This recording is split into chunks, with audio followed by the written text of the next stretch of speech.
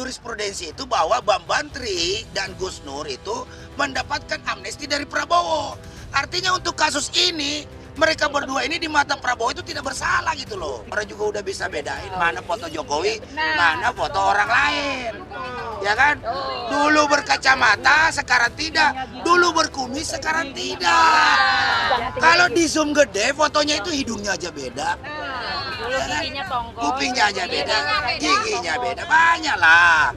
Maka selama ijazah itu tidak dibuktikan kebenarannya di dalam pengadilan, walaupun 8 orang ini dipenjarakan seumur hidup, misalkan, isu ini tidak akan berhenti, akan muncul ratusan rakyat, ribuan rakyat, jutaan rakyat akan memperkarakan ini. Berada di ini ada ratusan aktivis hari ini bergabung, baik aktivis rakyat, aktivis gerakan, ini ada Mama RM juga hari ini juga.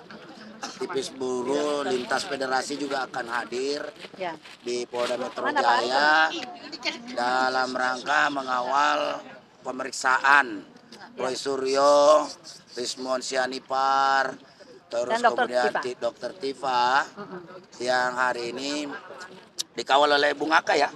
Iya, Bung Aka dan teman-teman, Bung Aka CR. Bung Aka dan kawan-kawan. Iya, dibawa. Hari ini karena kasus ini menurut kita membuat hukum Indonesia saat ini menjadi sangat tidak waras. Iya, betul. Ini sudah keterlaluan karena hasil sebuah penelitian, hasil sebuah sumber-sumber yang disampaikan secara ilmiah, tentu saja berbasis data dan fakta aktual.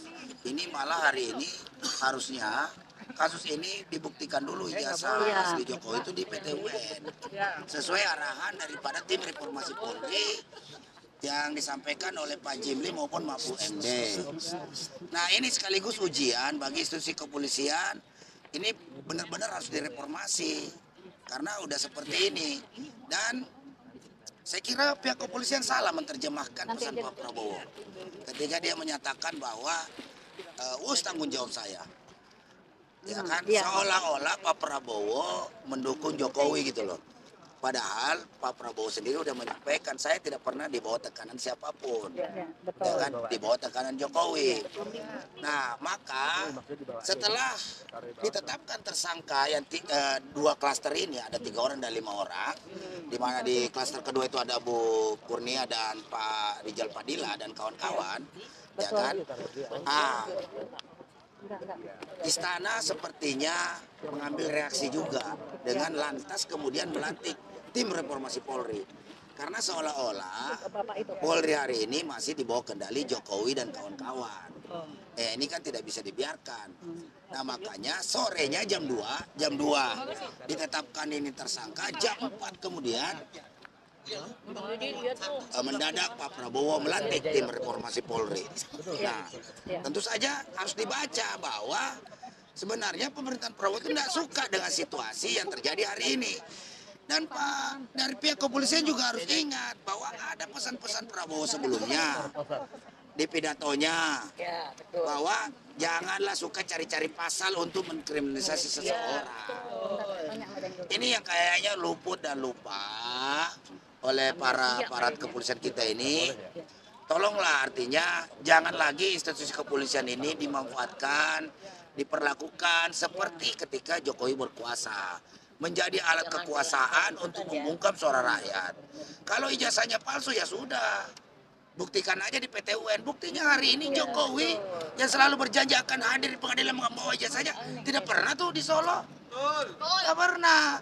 Dan kedua juga, jurisprudensi itu bahwa Bambantri dan Gus Nur itu mendapatkan amnesti dari Prabowo. Artinya untuk kasus ini, mereka berdua ini di mata Prabowo itu tidak bersalah gitu loh. Diberikan amnesti karena tidak sepatutnya, apalagi ini urusan-urusan kayak begini tiba-tiba menggunakan tangan kepolisian, tangan aparat, tangan penyidik untuk kemudian mengkriminalisasi rakyat Indonesia yang sedang menyampaikan, menyuarakan kebenaran, ya kan? Itu yang kayaknya makanya kalau kita berdasarkan statement Pak Jimli dan Mapu MD bahwa ya polisi itu bukan tempat untuk melegitimasi atau menyatakan ijazah Jokowi ini asli atau sah. Itu kewenangan daripada pengadilan.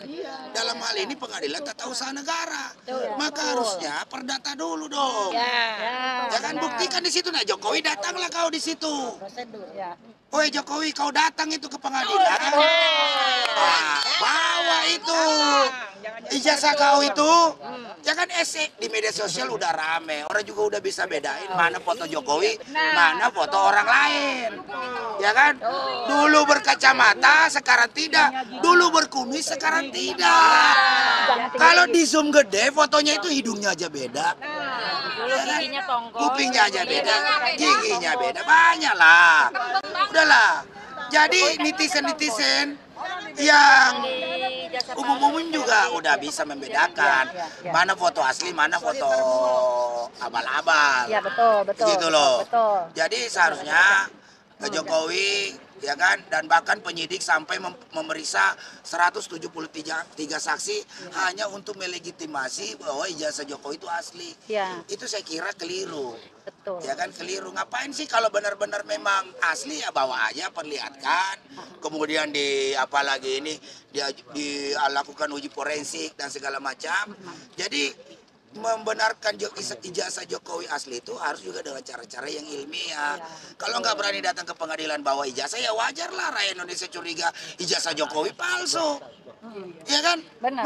Nah, makanya ketika 8 orang ini ditersangkakan, ya publik marah. Iya. Aktivis bereaksi cepat karena ini bertentangan dengan amanah dan cita-cita reformasi Polri yang kemarin dibentuk oleh Prabowo. Nah, jadi dalam kesempatan ini Pak Mahfud MD kita ingatkan, dan Pak Jimli, Anda menjadi tim reformasi Polri, selamat datang di sarang penyamun, gitu kan?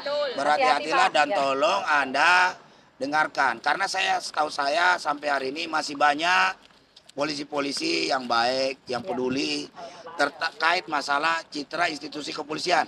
Institusi kepolisian tidak boleh dijual marwahnya, martabatnya hanya untuk satu orang kayak Jokowi. Betul. Ini ada apa? Ini permainan general, permainan elit-elit.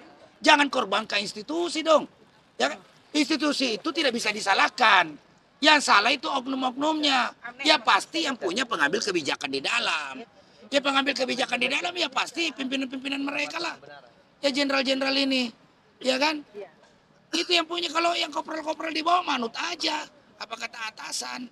Gitu loh. Jadi tolong jangan sampai instansi kepolisian ini yang sifatnya mengayomi, melindungi, dan apalagi menjaga tribratanya itu, martabat dan marwahnya hilang. Karena masih banyak polisi-polisi, baik itu yang aktif maupun tidak aktif, ingin agar polisi ini kembali ke rakyat. Kembali ke tangan rakyat, kembali bersama rakyat, kembali menghormati rakyat, kembali menghormati hak-hak supremasi sipil. Kebebasan berkumpul dan menyampaikan pendapat di muka umum udah dijamin oleh Undang-Undang Dasar. Apalagi ini disampaikan by data secara ilmiah, bahkan ada bukunya, ya kan? Masih aja dikriminalisasi. Ini sontoloyo. Ini sontoloyo. Ini harus diluruskan. Maka hari ini kita semua sambil berkabar ya, tolong diundang semua kawan-kawan yang menonton tayangan ini, yang mungkin lagi rapat, yang masih santai-santai di kantor sekretnya masing-masing. Ya, ini Pak Arif udah datang di sini, Pak Rudi udah datang juga di sini. Beberapa pimpinan-pimpinan ASB, mungkin juga kita juga saling akan mengkonfirmasi. Kita hari ini ngumpul ngopi-ngopi di Polda Metro Jaya. Kita kawal mereka. Mudah-mudahan para pejuang-pejuang rakyat yang ingin menunjukkan kebenaran ijazah palsu Jokowi ini, mudah-mudahan tidak dilakukan penahanan oleh penyidik, ya kan? Karena udahlah, ini sandiwaranya Jokowi saja ini, udah, ya kan?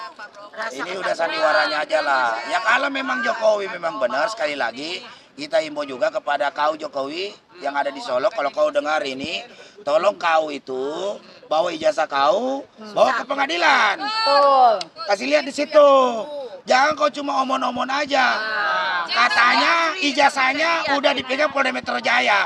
Tetapi kemarin si termul datang ke sana, lu perlihatkan ini dipegang sama dia. Wah, ini bohong terus. Jadi tidak mungkin Keaslian ijazah Jokowi itu hanya dilindungi dengan cara-cara bohong, manipulatif, dan penuh dengan cara-cara licik yang tentu saja kita amat sayangkan. Jangan sampai merusak marwah dan martabat juga wibawa institusi kepolisian negara Republik Indonesia. Ya kan? Ya kalau memang nggak bisa ya udah Pak. Ya, betul. Pecat aja. Saya setuju dengan pendapat Susno Duaji. Polres-polres yang Kapolres ke atas itu tidak bertanggung jawab. Yang merusak citra Polri, udah suruh pensiun dini aja. Ya kan? Karena tidak mungkin juga kita bikin kayak di Georgia, semua polisi dipecat. Kita di sini, kita di tempat ya kan? pohon. Atau seperti di Waalaikumsalam. Brasil, semua polisi kamu lewatin kantin, nah ketemu kita, nggak mungkin. yang tempat Tapi biasa. mari kita ke depan membangun institusi kepolisian ini. Kenapa? Ya kan? Rizky, kamu pakai voice note. Membangun institusi Ya, kepolisian Rizky menjadi pakai lebih voice baik note. lagi ke depan. Karena ini bentuk Ibu nggak evaluasi. dengar, Ibu nggak dengar. Dan pakai ini voice note. tantangan reformasi Polri hari ini yang baru dibentuk dilantik kemarin, yang dipimpin diketuai oleh Pak Jimli Asidik. Uji coba Anda, uji coba tim reformasi Polri ini apakah dia sesuai dengan permintaan rakyat Indonesia, sesuai amanah konstitusi dia berjalan, adalah test case-nya adalah kasus ini nih. Ijazah palsu Jokowi lagi-lagi mau memakan korban. Ya kan? Dan ini sudah membuat muak banyak rakyat Indonesia, sudah muak minta agar supaya Polri kembali ke jalan yang benar. Ya kan? Ini sederhana itu sebenarnya melihat, sederhana. Ya apapun perdebatan yang terjadi di televisi, apapun yang ada ini, tetapi ujung-ujungnya kalau ijazah aslinya tidak pernah dibuktikan keasliannya melalui ranah pengadilan, maka kepolisian lagi-lagi tidak punya kewenangan untuk menentukan dia asli atau bukan. Bukan juga UGM bilang dia siswa saya, dia mahasiswa saya. Ini bukan begitu. Harus bukti ya. Tapi bukti otentik ijazah itu yang viral di media sosial, yang diselidiki, yang lagi diteliti oleh Rismond dan kawan-kawan. Lah itu yang harus dicari. Kalau memang salah, udah salah aja. Kita proses aja Pak Jokowi sampai ke pengadilan. Kalau dihukum penjara karena melakukan penipuan kepada Indonesia, hukum saja. Oh juga Pak Prabowo punya hak untuk memberikan ampunan kalau memang dia mau ampuni. Tetapi proses hukum ini jalani dulu dong dengan benar. Betul, Jangan main todong-todong aja begini, bikin kacau negara ini. Ya kan? Nah itu. Jadi kelarin dulu. Publik wajar tahu. Apalagi ada kemarin salah seorang menteri menyatakan Pak Jokowi layak nanti layak nanti jadi pahlawan nasional. Ya pertanyaan sederhananya begini. Kalau mau jadi pahlawan nasional, ijazahnya harus terdaftar di lembaga arsip nasional. Lembaga arsip nasional aja nggak ada mau jadi pahlawan. Gimana sih? Nggak jelas. Nggak mungkin jadi pahlawan itu. Enggak, tapi nggak bisa jelas deh. loh. Tapi bisa deh dia jadi pahlawan satu-satunya yang tanpa ijazah. Iya. Nih, Bu Mona mau ngomong. Udah deh yang aja dulu. Silakan aja. Oke, ini Assalamualaikum warahmatullahi wabarakatuh. Harus mati dulu. Jadi gini, kita itu membela Roy Suryo itu bukan hanya sekedar membela Roy Suryo CS ya, tapi sekaligus kita itu juga berperang gitu ya, berperang melawan kezoliman, dan sudah waktunya memang nilai kejujuran itu harus kita angkat lagi yang sudah hilang dari negeri ini. Dan kemudian satu juga dengan cepatnya Roy Suryo CS menjadi tersangka dan kemudian sekarang dipanggil, itu menandakan bahwa sistem kita masih rusak dan belum berubah selama 10 tahun kemarin di bawah Jokowi. Sebetulnya dengan saya sebagai orang awam itu malah bingung ya, atau gini, kenapa kalau memang dia asli ya tidak perlu saksi yang banyak, yang sampai ratusan itu melelahkan gitu ya. Tapi kenapa cukup satu aja kalau memang itu asli gitu. Kalau memang banyak itu berarti dia perlu penguatan. Itu gitu. Jadi kayak gitu. Jadi iya berarti ragu-ragu dan kita berpikir seperti itu gitu. Dan Pak Jokowi ini mengenai masalah ijazah palsu ini sepertinya kita sudah berjalan hampir 3 tahun ya. Dan Bapak Jokowi itu belum pernah hadir di dalam pengadilan gitu. Jadi Pak, Bapak itu harus hadir. Dan memang ada undang-undang ya. Memang ada undang-undang yang mantan presiden itu bebas dari dilindungi dari hukum ya. Katanya begitu ya. Dan itu baru ada setelah Jokowi. Pak, Bapak itu memasukkan ijazahnya bukan cuma waktu presiden, tapi juga dari wali kota. Kan gitu ya. Jadi artinya kalau memang ijazahnya terbukti palsu gitu ya, kan itu kita itu harus itunya menarik mundur itu adalah pada saat Bapak menjadi wali kota, kemudian gubernur, kemudian baru presiden gitu ya. Jadi tetap Pak, apapun itu kalau memang salah akan selalu ada celah untuk menghukumnya. Dan ingat juga ada satu pepatah ya, truth must be test, not silence. Artinya kebenaran itu tuh memang harus dites ya Pak ya, bukan malah dibungkam. Nah sekarang gini, aku boleh dong curiga kalau Pak Roy Suryo CS ini kenapa sih dipanggil gitu ya? Itu karena sebetulnya bukan masalah Jokowi ijazah ya. Boleh dong kalau kita berasumsi ya. Tetapi karena Gibran, karena betul ijazah Gibran. Jadi artinya gitu ya. Kalau kami ibu-ibu itu, kami itu percaya kepada mangga itu kita apa ya, pokoknya tidak, kita keturunan itu tuh pastinya nyontoh dari orang tua. Nah leksannya leksan buat jadi dari pohon. Nah jadi seperti itu gitu. Jadi kalau misalnya bapaknya begitu, coba kita selidiki yuk, apa Gibran kan terbukti kan, Pak Roy Suryo dari Sydney dan dia membawa banyak bukti-bukti yang memang tidak ada Gibran. Sudah ada beberapa warga Indonesia yang di Sydney gitu ya, yang tidak kenal sama Gibran. Jadi artinya begini loh. Satu lagi ya, aku juga baru baca nih. Sebagai pejabat publik ya, harusnya tidak ada privacy. Tidak ada privacy. Artinya kami rakyat Indonesia bebas mengakses info tentang data-data pribadi dari pejabat itu ya. Jadi kalau misalnya pengacara dan para termul itu kembali kepada masalah privacy segala macam, bukan. Kenapa pejabat publik itu tidak punya hak privacy kepada kami warga rakyatnya? Karena pejabat publik itu memegang mandat rakyat dan artinya begini ya, negara kita ini kan kita yang memegang kedaulatan paling tinggi ya. Ingat, rakyat memegang kedaulatan paling tinggi. Nah, ibarat kata Jokowi dan aparat menteri-menterinya, maaf kalau saya bilang itu cuma babu, kan gitu ya. Artinya kami berhak mau tahu bagaimana kualitas dari pemimpin kami.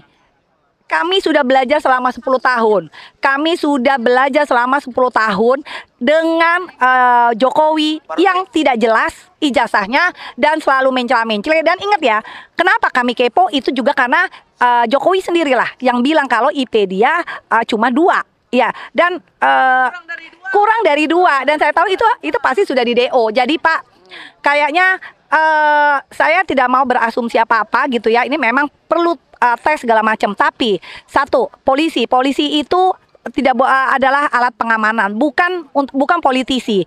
Jadi tolong jangan pernah ikut-ikut di dalam kisruh seperti ini. Polisi itu harusnya fair. Harusnya harusnya polisi itu dia membuka. Kalau nanti dia akan dibuka oleh publik dan publik pun akan gampang mengaksesnya. Yang dibingungkan kan begini. Kenapa di arsip nasional itu tidak ada data-data Jokowi dan juga Gibran? Nah, ini menjadi pertanyaan kami gitu kan. Artinya ini memang nggak benar nih. Memang kita itu punya harapan terakhir hanya kepada Pak Prabowo ya Pak. Rakyat itu banyak berharap Bapak. Kami ingin Bapak itu lebih tegas karena Pak yang dilakukan oleh Jokowi itu salah gitu. Jadi Bapak itu cuma hanya panggil aja atau membiarkan instansi-instansi ya.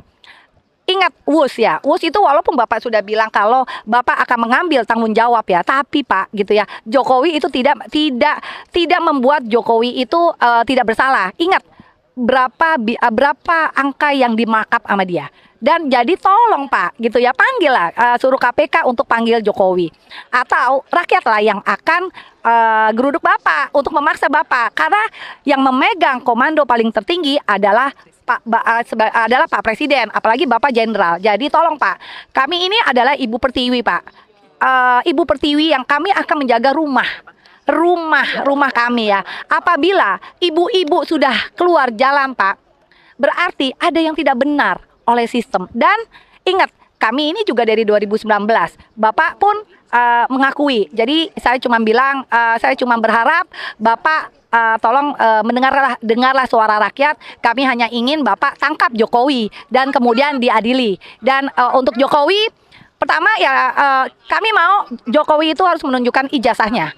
Dan semua dibuka secara terbuka untuk publik. Terima kasih. Itu aja dari saya. Mungkin ini ada dari buruh Pak Arif. Coba kembali sama Daeng. Ya, itu tadi ya, sekarang ada Pak Arif nih, Ketua Umum SPLM, Sekjen KSPSI Pak Jumur. Tinggal kawan-kawan yang lain sambil ini ya, pada sedang menuju ke sini. Ada belasan pimpinan-pimpinan buruh akan datang ke sini. Silakan Pak Arif. Hal-hal yang perlu disampaikan terkait masalah kriminalisasi Roy Suryo CS. RRT, CS. RRT, CS. RRT.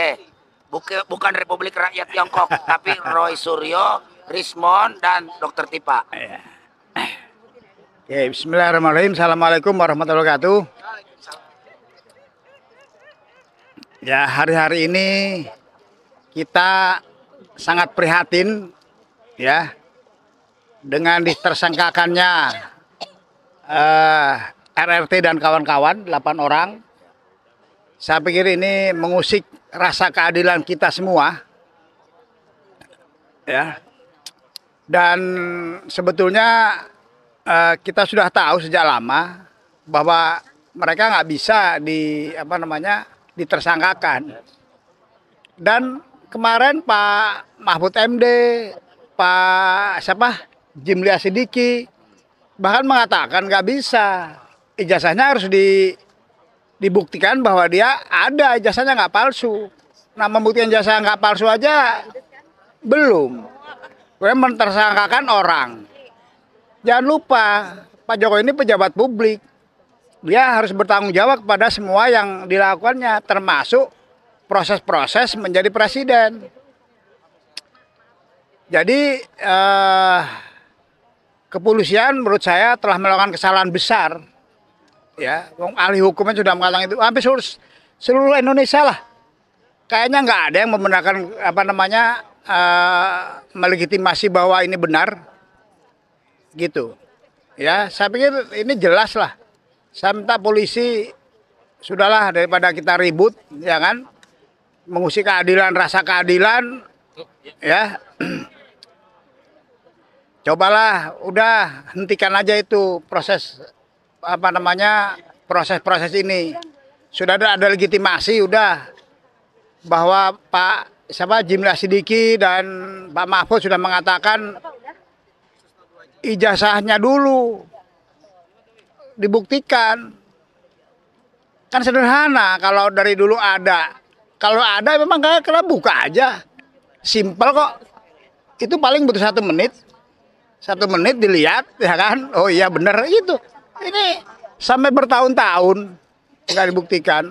Dan sebenarnya dari siapapun polisi terlihat lemah, gitu. Nah, saya pikir sudahlah. Saya tahu suasana batin para penyidik itu. Pasti dia berlawanan dengan hati nuraninya penyidiknya. Cuman karena perintah atasan dia terpaksa menyidik, terpaksa mereka pasal apa yang cocok, itu ya kan, gitu. Nah, dan menurut saya ini Propam juga harus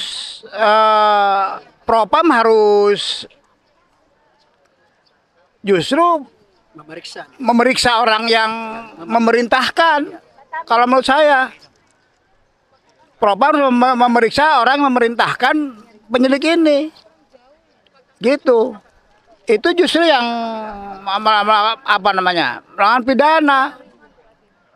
Ya, orang tidak bersalah, kemudian itu sudah jelas lah, ya kan, jadikan tersangka. Gimana ceritanya? Begitu. Saya minta juga Pak Presiden Prabowo ini sebagai penanggung jawab tertinggi. Pak, saya ini pengagum Bapak. Dari dulu saya tahu kiprah Bapak di di Indonesia ini. Waktu perang, walaupun Bapak putranya orang kaya, ya kan, bahkan mantu presiden, ketika perang Bapak di depan, Saya dengar cerita Bapak dari banyak itu. Pidato Bapak. Ya. Nah ini sekarang ada masalah di depan Bapak. Dalam penegakan hukum ini jelas-jelas ada kesalahan besar yang dilakukan. Dan di tengah-tengah Bapak membuat tim reformasi kepolisian. Ini menurut saya Bapak harus bertindak ini. Ya, Bapak saya presiden loh Pak. Hati-hati, Bapak nanti ditanya di akhirat ini. Walaupun anak buah Bapak yang buat, tapi penanggung jawab tertinggi di negara ini ya presiden. Kalau Bapak merasa bahwa ada katakanlah komitmen secara politik tertentu dengan geng Solo atau dengan Pak Jokowi, itu menurut saya komitmen apapun yang melanggar ketentuan hukum, apalagi ketentuan agama, itu batal demi hukum. Bapak nggak usah takut dengan dengan bahwa akan melanggar etika. Tidak, Bapak tidak melanggar etika. Dan saya yakin perjanjiannya nggak akan ada yang menyuruh orang berbuat tidak adil. Hati-hati Bapak, saya presiden itu. Sekarang nggak bisa Bapak atas nama komitmen pribadi atau nggak bisa. Komitmen itu untuk komitmen rakyat semua se-Indonesia. Berdasarkan hukum-hukum, apalagi berdasarkan agama gitu. Ini ketidakadilan itu jelas di depan mata kita. Bapak harus bertindak ini gitu ya. Jadi saya berharap Bapak melakukan tindakan lah ya agar agar segera memerintahkan kepada Kapolri untuk mencabut semua tahanan ini ya, mencabut itu. Begitu ya. Kami dari buruh ya, saya sebagai aktivis buruh, saya kalau ini terjadi terus, saya akan mengerahkan massa kepada seluruh buruh, yang peduli dengan ketidakadilan Indonesia. Saya akan memberikan dukungan dan solidaritas, karena buruh hanya punya solidaritas. Gitu, membela yang benar, maju sebentar, hak kiuk jadi serang, bergerak merentak serentak, majulah menang. Lanjut Farid. Jadi sekali lagi, kalau ini begini terus, saya ingatkan ya. Ini sudah mengusik hati nurani, menusik rasa keadilan kami. Kami dari buruh saat ini akan memberikan solidaritas, karena buruh hanya punya solidaritas. Ya, bukan hanya kita memperjuangkan upah dan lain-lain, itu persoalan yang lain. Buruh juga sering dilakukan tidak adil. Maka ketika ada orang dilakukan tidak adil, saya akan memerintahkan seluruh anggota KSPSI, kita akan rapatin di ASB Urun Rembuk ya, dan kalau saya di organisasi di FSLM SPSI, saya akan memerintahkan khusus agar anggota yang peduli, kita akan tentukan waktunya kapan kita akan melakukan aksi massa ya, di Polda atau kalaupun di istana. Kita meminta ke presiden kalau perlu. Biar intinya kan di situ. Kita datang ke presiden, minta reformasi Polri untuk segera. Iya, ini harus kita demo kalau perlu besar-besaran. Saya minta seluruh buruh yang peduli, ya mau berorganisasi mau tidak berorganisasi, saya minta perlihatkan solidaritas kita sebagai buruh, bahwa ini sudah mengusik nurani kita. Ya, Pak Prabowo harus bertindak. Ya, saya pengagum Anda, Bapak. Bapak berapi-api, korupsi. Tapi ini keadilan di depan Bapak Anda biarkan. Ya, saya marah terus terang, Pak. Saya akan tetap mengakui Bapak, tapi jangan kotori kegaguman saya dengan tindakan Bapak yang lamban, yang atas nama komitmen yang tidak jelas dengan Jokowi. Sudah, hentikanlah sampai saat ini. kepada seluruh saya himbau, Pak Jokowi, tobatlah Anda. Ya, betul. Ya, udah. Tobat, akui semuanya yang ada. Kita kalau perlu kita maafkan. Betul nggak? Ya, tapi salah dulu. Ya, tapi minta maaf dulu. Minta maaf. Kalau Anda korupsi ya di penjara. Kira-kira begitu. Ya, kita minta itu kepada Pak Presiden, tolong ini perhatian buat Anda. Keadilan itu di atas segala-galanya. Yes. Ya, itu keadilan di atas segala-galanya ini. Ini sudah gamblang lah. Jimli, Mahfud, Iya. bahkan Susno Duaji dari kepolisian, banyak. bahkan Pak Ugroseno, ya kan, nggak bisa. Ya, saya kalau nggak ikut demo, nggak ikut solidaritas, saya merasa saya pengkhianat. Iya. Saya ingat di kalender cabang saya, Iya. dikatakan diam itu Adalah pengkhianat. adalah Pengkhianat. pengkhianatan. Yes. Jika ada sesuatu di depan mata kita dibiarkan. Ya, ketidakadilan. Kalau dalam hadis Nabi, ketika ada kedoliman, ya kan, dengan tanganmu, Pedang. hentikan dengan tanganmu, Ya. ya kan, begitu. Yang paling rendah ya dalam hati, Ya. tapi itu serendah-rendah iman, Iman ya. begitu. Ya, begitu dari kami. Mudah-mudahan Pak Bowo dengar. Nah, Ya, begitu. Mudah-mudahan kepolisian, tolong pada para di kepolisian anggota datanglah kepada atasan. Ya. Jangan takut. ya. Datang berikan saran, Pak. Ini nggak bisa. Ya. Bapak bisa paksakan. Kami malu, Pak. Gitu. Ngomonglah. Begitu ya. Saya pikir itu saja dari saya. Hidup rakyat Indonesia, hidup buruh, hidup yang melawan, Hidup. Nah, sekarang hidup mama yang melawan. hidup rumah yang mana? Nah, sekarang Pak Rudi, Ketua Umum GSBI. Pak Rudi dulu, Pak Rudi. Ya, kondisi Indonesia ternyata tidak baik-baik saja. Ya, kenapa? Saya yakin ke depan para akademisi tidak lagi mau berkarya, tidak lagi mau melakukan penelitian karena dampaknya adalah kriminalisasi. Semua orang tahu bagaimana kualitas Rismon Sianipar, bagaimana kualitas Dr. Tifa sebagai seorang akademisi, peneliti, dan itu diakui dunia internasional. Tetapi hasil penelitiannya bukannya diuji kebenaran secara ilmiah, tetapi orangnya dikriminalisasi. Jadi, yang persoalan kita saat ini adalah bagaimana dunia mengakui tingkat kualitas pendidikan Indonesia jika produk-produk dari akademisi itu dikriminalisasi, dianggap sebagai orang yang kemudian melakukan tindak kriminal. Oleh karena itu, dalam kesempatan ini saya berharap Pak Prabowo tolong kembalikan marwah pendidikan kita. Jangan orang-orang yang lurus bekerja, memikirkan rakyat, memikirkan kebenaran, tapi kemudian dikriminalisasi. Tidak tepat. Dan saya yakin tingkat kualitas pendidikan Indonesia semakin anjlok, semakin turun, dan dia diakui di internasional. Karena bagaimana akan diakui internasional kalau kemudian para akademisi tidak mau lagi melakukan kajian-kajian ilmiah. Karena kajian yang dilakukan dianggap sebagai pelanggaran hukum.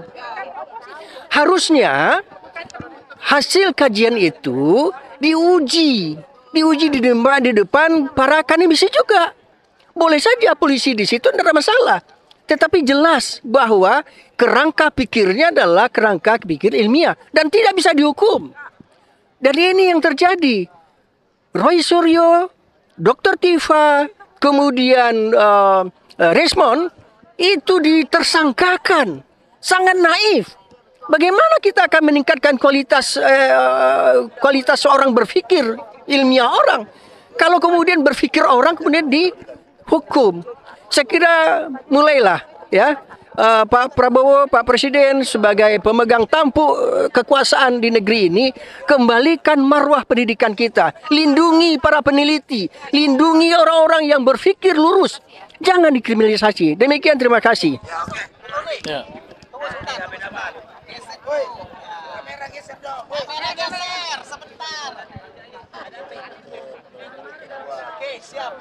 Ya, Bismillahirrahmanirrahim. Assalamualaikum warahmatullahi wabarakatuh. Jadi saya kira tidak jauh berbeda dengan apa yang sudah disampaikan oleh rekan-rekan tadi. Jadi kedatangan saya di Polda Metro Jaya ini adalah salah satu bentuk nyata solidaritas kita, dukungan kita terhadap Pak Roy Suryo, Pak Resmond, dan juga Dr. Tipa dan teman-teman lain yang dikriminalisasi. Ya. Saya kira penetapan tersangka ini adalah dalam pandangan saya jelas ini adalah melawan konstitusi, ya, dan juga melawan perintah presiden, keputusan-keputusan presiden yang sudah dilakukan oleh Presiden Prabowo. Kenapa saya mengatakan bahwa penetapan tersangka ini adalah sebagai melawan konstitusi? Karena penetapan tersangka ini adalah jelas bukan mencerdaskan kehidupan bangsa, tapi membodohi rakyat. Ya, jadi tindakan menetapkan 8 orang menjadi tersangka ini yang memperkarakan tentang ijazah palsunya mantan Presiden Joko Widodo itu adalah bagian membodohi rakyat gitu. Jadi bertentangan dengan apa yang sudah dilakukan dimintakan oleh konstitusi. Karena udah banyak saya kira para profesor, para doktor, para akademisi mengatakan harusnya bukan ditersangkakan dulu. Sebelum dia ditersangkakan adalah harus dibuktikan dulu apakah betul ijazahnya Presiden Joko Widodo itu asli atau palsu. Dan itu bukan ranah polisi untuk menentukan itu, tapi ini adalah ranah daripada pengadilan. Nah, polisi harusnya betul-betul bekerja sebagai penegak hukum yang melayani rakyat, ya, yang betul-betul dia harus bersih sebenarnya. Tapi kita tahu, saya kira institusi kepolisian kita ini terutama paling nyata di bawah 10 tahun di bawah rejim Jokowi ini adalah menjadi bagian antek kekuasaan gitu yang banyak digunakan oleh kekuasaan terutama oleh Presiden Joko Widodo gitu. Jadi kita juga sedikit menaruh ya ketidakpercayaan terhadap institusi Polri dalam menegakkan berbagai macam masalah keadilan termasuk di dalam kaum buruh gitu. Jadi penetapan ini jelas-jelas adalah bukan berbicara pada penegakan hukum, tapi adalah ada sesuatu di balik ini. Ini adalah bagian yang dipaksakan. Itulah yang menurut saya kita sayangkan. Maka saya kira apa yang dilakukan oleh institusi kepolisian dalam hal ini Polda Metro Jaya adalah menetapkan ini adalah dia bukan mencerdaskan kehidupan bangsa karena tidak berbicara pada pijakan-pijakan hukum yang konkret, tapi membodohi rakyat karena memanipulasi hukum untuk kepentingan-kepentingan tertentu. Nah, yang kedua saya bilang kenapa dikatakan ini adalah bagian melawan, saya kira apa yang sudah dilakukan oleh Presiden Prabowo ini melawan Presiden institusi Polri. Kita tahu bahwa ada Bambang Tri, ya, ada Gus Nur yang sudah divonis, dikriminalisasi dan diampuni oleh Presiden Joko Widodo, oleh Presiden Prabowo. Kan nyata kan? Berarti yang sudah nyata-nyata itu dikriminalisasi sudah diampuni. Nah, sekarang ini kepolisian berarti dia menetapkan lagi tersangka dengan hal yang sama. Ya, artinya ini adalah pihak kepolisian melawan dan membangkang presiden. Presiden aja sudah mengampuni orang yang dikriminalisasi karena memperkarakan ijazah palsu. Karena apa? Karena ijazah palsunya sampai sekarang itu belum dibuktikan. Kecuali sudah terbukti secara ilmiah putusan pengadilan bahwa ijazahnya asli ada benar, nah baru orang bisa dikenakan. Jangan diputarbalikan. Faktanya itu adalah sekarang orang gaduh, orang memperkarakan ini dibuat tindakan tidak menyenangkan, perbuatan tidak menyenangkan, mencemarakan nama baik gitu. Orang berbicara itu adalah karena ada sebab utamanya. Maka sebab utamanya yang harus diselesaikan dulu supaya orang semuanya diam. Maka selama ijazah itu tidak dibuktikan kebenarannya di dalam pengadilan, walaupun 8 orang ini dipenjarakan seumur hidup, misalkan, isu ini tidak akan berhenti, akan muncul ratusan rakyat, ribuan rakyat, jutaan rakyat akan memperkarakan ini. Ya, saya kira ini nyata, saya kira ya. Maka ini adalah bagian kehendak saya kira melawan kebijakan presiden artinya dengan menetapkan tersangka ini. Karena harusnya ijazahnya dulu dibuktikan. Kalau sudah terbukti, barulah orang-orang ini kan bersedia secara gentleman akan mengakui. Berarti memang dia bukan atas itikat untuk kebencian, tapi adalah bagian menegakkan fakta-fakta hukum. Bagian bagaimana seorang presiden itu harus didasari dengan kebenaran, terutama ijazahnya yang harus konkret, jelas gitu ya. Nah, saya kira itu yang dua hal itu. Ini yang jelas-jelas, saya kira kenapa tadi mengatakan ada sesuatu, kenapa para pendukung Jokowi ya yang sudah nyata-nyata misalkan kayak Silverster itu yang sudah ditetapkan sebagai tersangka tidak dieksekusi, bahkan cenderung dibiarkan. Tidak ada tindakan-tindakan, tidak ada penjelasan kepada publik yang konkret. Artinya ada satu tindakan yang tidak setara, saya kira. Ini jelas bagian dari skema yang tadi yang saya katakan adalah ada sesuatu. Maka bukan bagian mencerdaskan bangsa, bukan bagian penegakan hukum, tapi ini adalah bagian daripada rekayasa demi menjaga kepentingan orang per orang mungkin atau kelompok sesuatu yang ini yang kita sayangkan. Bangsa kita akan semakin rusak dengan hal-hal yang semacam ini. Nah, maka saya kira kaum buruh ketika berbicara ketidakadilan terhadap siapapun, terhadap diskriminasi, kriminalisasi, tentu kami akan selalu mendukung dan akan berada di barisan rakyat yang memperjuangkan keadilan dan kebenaran gitulah. Apalagi kita tahu ini urusan soal Presiden Joko Widodo ini 10 tahun rejim Joko Widodo ya yang sekarang sudah jadi mantan presiden itu saya kira lebih banyak kemudaratannya daripada kebaikannya buat bangsa dan rakyat ini. Meninggalkan banyak itu. Jadi betul-betul mengaturkan tatanan hukum, tatanan negara bangsa. Ya bahkan sumber daya alam kita dikeruk diserahkan kepada investasi yang sedemikian brutalnya. Dan dilegalisasi itu. Jadi kejahatan-kejahatan yang dilakukan oleh negara melalui rejim Jokowi pada saat itu adalah justru dilegalisasi oleh aturan-aturan yang dibuat oleh mereka sendiri. Seolah-olah itu adalah kebenaran. Seolah-olah itu adalah tidak melanggar undang-undang. Nah itulah yang menurut saya yang perlu dilihat oleh kita.